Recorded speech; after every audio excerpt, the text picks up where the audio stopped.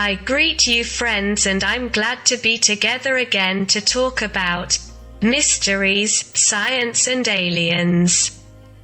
In today's episode we will talk about Zecharia Sitchin, Marduk, King Anunnaki, god of the earth. Marduk, the authoritarian god of the Tower of Babel. Marduk, Akkadian, also called Bel-Marduk, Bellus-Marduk or Baal-Marduk, is the greatest Babylonian god.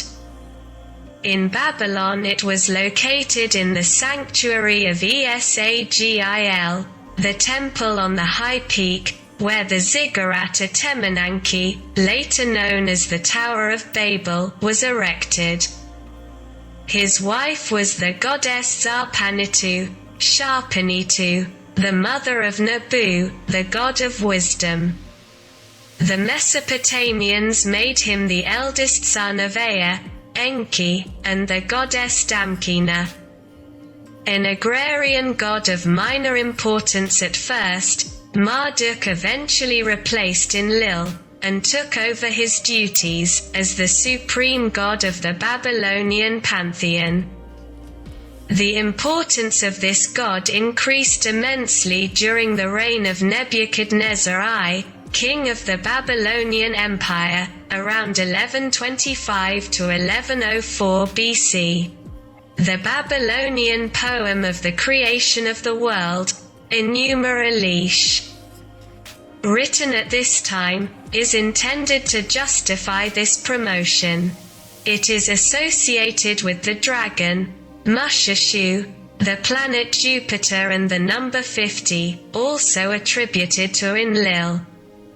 In Babylonian cosmogony, after a long war, the young god Marduk killed the mother of the gods Tiamat, the goddess of the dirty waters of the ocean where chaos reigned.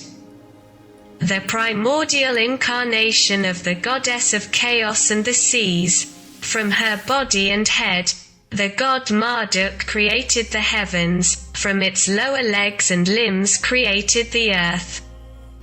From Tiamat was born the water that comes in the clouds, and its tears became the source of the Tiger and the Euphrates. Kingu, Tiamat's son and her husband, perished, and with his blood, Marduk created the first humans.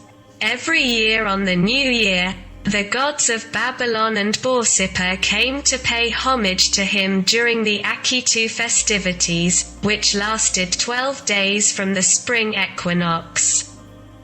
On the 9th day a great procession was organized on the sacred path. On the 8th and 11th days, the gods met in his temple, greeted him with fear, knelt before him. While destinies were irrevocably fixed for the whole year, the suppression of these solemnities, in times of war or public misfortune, was a calamity mentioned in the annals of the city. The god Marduk was associated with the planet Jupiter, which was the subject of scientific calculations, as well as geometric representations to calculate its trajectory. Marduk rose from an obscure deity in the 3rd millennium BC to become one of the most important gods in the Mesopotamian pantheon in the 1st millennium. He was the patron god of the city of Babylon, where his temple, the ziggurat Etemenanki, the temple that is the foundation of heaven and earth, served as a model for the famous Tower of Babel. In the 1st millennium he was known as Bel, and the Akkadians simply called him Lord. Marduk's symbolic animal was the Mušhuššu or dragon snake. Marduk is one of the most complex gods in ancient Mesopotamia. Marduk's original origins and functions are obscure. It is associated with the incantations of ancient Babylon. Its religious importance grew with the political influence of the city of Babylon. In the first millennium, Marduk is associated with Jupiter. In Enuma Elish is told his struggle with the goddess Tiamat, the deified ocean, represented as a feminine principle. Marduk kills Tiamat and creates the world in her body. As a thank you, the gods choose 50 names and call him their leader. Number 50 was associated with the god Enlil, the former leader of the pantheon. The cosmic triad. Among the main gods, the first place was occupied by the great cosmic triad, consisting of Anu, Enlil and Ea. Anu was the personification of heaven. He lived in the highest settlement of heaven. He was given the title of King of the Gods, or Father of the Gods. He had as his wife the goddess Antu, who represented the earth, and a multitude of sons and daughters, legitimate and illegitimate, as well as numerous courtiers, couriers, and servants. No statues of this god were found, only his symbol consisting of a throne with a crown above it. Enlil, or, after the Semitic name, Bel, was the god of the earth and of men. His cult was much more popular than Anu's. He was believed to live on the high mountains that connect the earth to the sky. Its main temple was at Nippur and was called the Mountain House. As the god of the earth and the surrounding air, Enlil was also the god of wind and storm, and as the master of men he was the one who decided their fate and the hour of death. He was at once a beneficent and destructive god, as were other Semitic gods. His emblem, the crowned throne, was identical to Anu's. She, the benefactor, whose holy city, Eridu, was located near the Persian Gulf, was the god of the waters. It was of great importance in magic, for the waters, coming from the mysterious depths of the earth, know the secrets of the depths.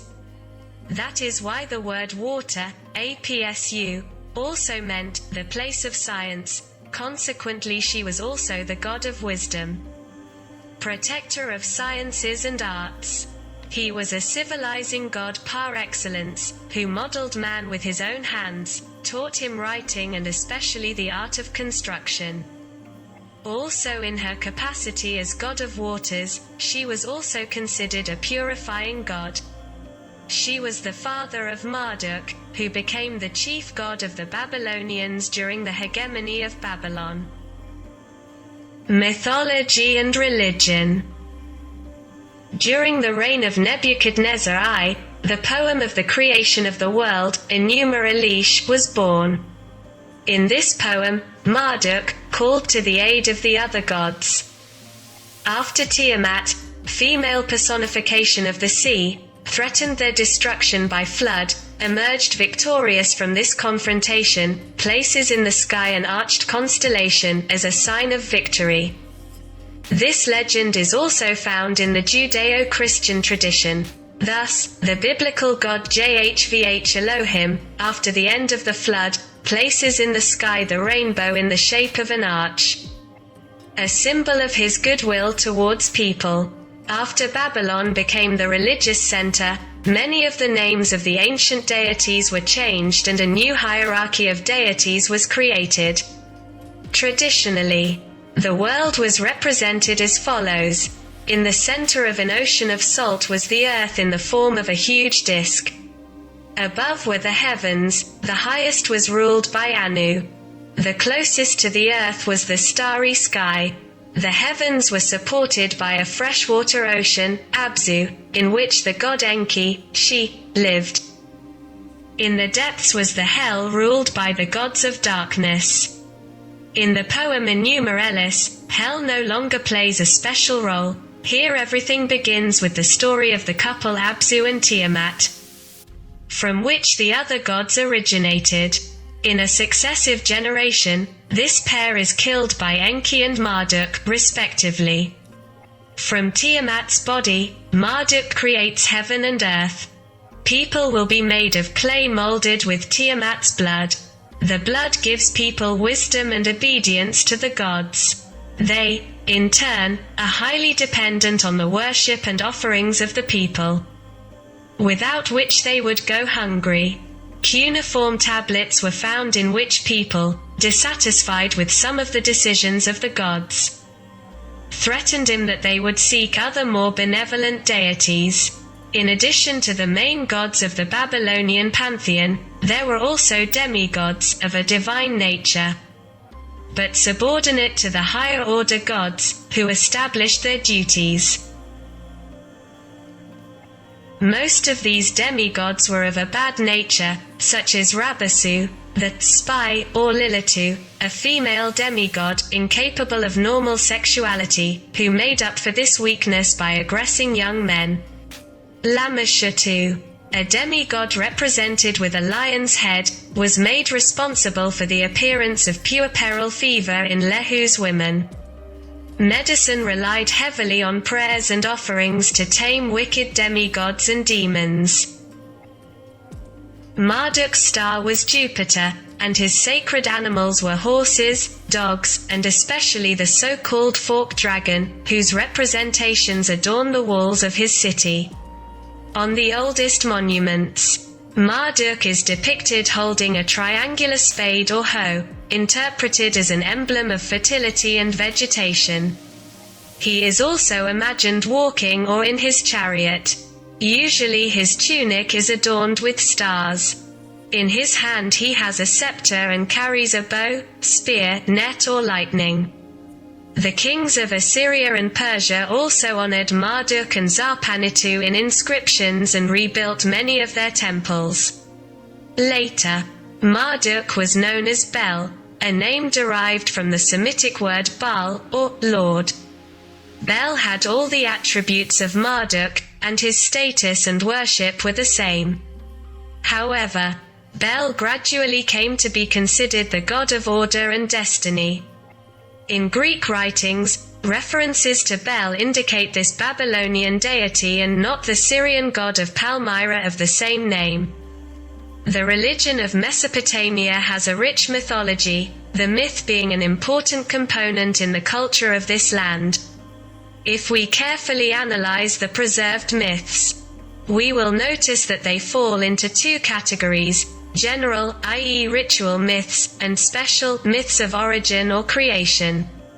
Of all the myths, the best known is the creation myth, Enuma Elish. The name, Enuma Elish, is the first two words in the opening sentence, Enuma Elixir at Nabu Ushamu, when the heavens above were not named, which is essentially a ritual myth, although its content is creative. It is a ritual myth because it was part of the New Year's celebration, when it was recited and staged by the king. On the occasion of the New Year, the whole drama of creation was reactivated on a ritual level. Here is a brief overview of this myth. In the beginning there were two primordial oceans, Apsu and Tiamat. Later generations of gods appear, who disturb with their activity the peace of this aquatic couple. Apsu decides to destroy them. But the opposite happens. She finds out and destroys them, establishing her own home in Apsu's dead body.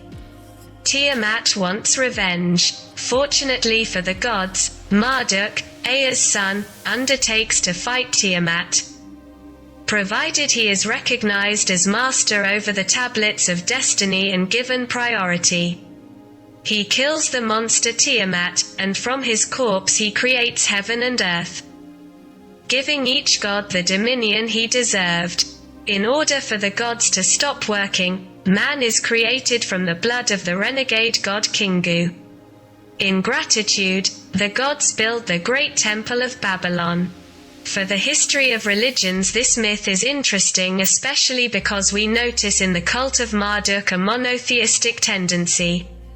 Marduk is called Bel, meaning Supreme Lord, As his worship employed several deities, the Mesopotamian religion remained within polytheism. A second myth, extremely eloquent for Mesopotamian thought, is the Epic of Gilgamesh. In its current form it dates from the sec. 7th century BC. The central theme is the search for immortality. The epic begins with the presentation of Gilgamesh's adventures. His friendship with Enkidu, the deeds of their bravery, Ishtar's love for Gilgamesh, who rejects the goddess's love, her anger and Enkidu's murder. Enkidu's death causes Gilgamesh to set out in search of immortality. After many stepsons, he arrives on the island of happiness where Utnapishtim and his wife were the only survivors of the flood. Although Utnapishtim hesitates to reveal the secret of his immortality, he eventually tells her that there is a magical plant on the ocean floor that will rejuvenate him. Gilgamesh throws himself into the waves, picks up the plant and happily returns home. On the way, tired, he stops by a stream to bathe and rest. A snake stole his life-giving plant. In desperation, the hero recalls the shadow of Enkidu who tells him about the inevitability of death. The meaning of the epic is clear: the only immortals are the gods, and they keep this mystery with great care. People do not have access to immortality, except Utnapishtim, who received immortality as a favor of the gods. Some myths present the problem of human immortality, such as the myth of Adarpa. Other myths deal with the issue of sacred royalty. The most important of these are the myth of Ethan and the myth of Zu. As a general conclusion regarding the Mesopotamian mythological literature, we note that almost all later myths are found in one form or another since the Sumerian period. This underscores the huge contribution that the Sumerians had to shaping the spiritual climate of ancient Mesopotamia.